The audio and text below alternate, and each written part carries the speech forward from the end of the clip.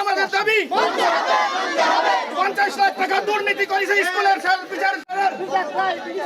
দুর্নীতিবাজ হেডমাস্টারের দুর্নীতিবাজ হেডমাস্টারের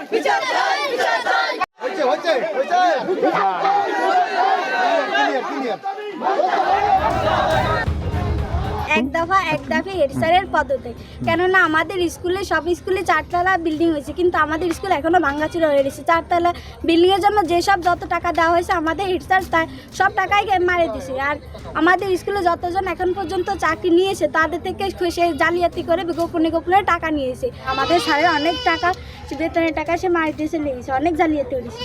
সে স্যারকে বেতন চাকরির নাম দিয়ে অনেক টাকা আমাদের সাধ্যের থেকে আত্মসাৎ করে নিয়ে চলে গেছি।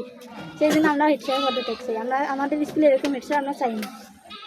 পূর্বে সাবেক যে সভাপতি ছিল জব্বার ভাই, সে জব্বার ভাই দুনিয়ার থেকে বিদায় হয়ে যাওয়ার পরে, মারা যাওয়ার পরে সেই জায়গা থেকে 11টা চেক জালিয়াতি করে তার সই সিগনেচার করে সে 11টা চেক থেকে ব্যাংকের থেকে যত টাকা ছিল স্কুলের সমস্ত টাকা সে আত্মসাৎ করে সে নিয়ে চলে গেছে। প্রধান শিক্ষক 3 মাস স্কুলে আসে না এবং সে চেক জালিয়াতি করেছে। চেকের মাধ্যমে টাকা, ব্যাংকের টাকা সব উত্তোলন করিয়েছে। আমরা তার পদত্যাগ চাই, অপসারণ চাই। আমরা পদত্যাগ চাই, কি আমরা চাই?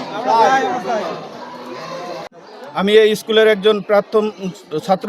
আমাদের এই স্কুলে আমরা যখন পড়েছি তখন স্কুলে 6-এও 3টা গ্রুপ ছিল, ক খ গ গ্রুপ।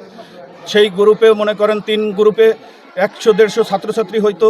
কিন্তু বিগত এই 10-16 বছরে হেড স্যার হয়েছে সোহাইব ইসলাম সাহেব মাস্টার। তার দুর্নীতির কারণে আজকে এই স্কুলে 6-এও 20 জন ছাত্র পাওয়া যায় না, 10 থেকে 12 জন ছাত্র হয়।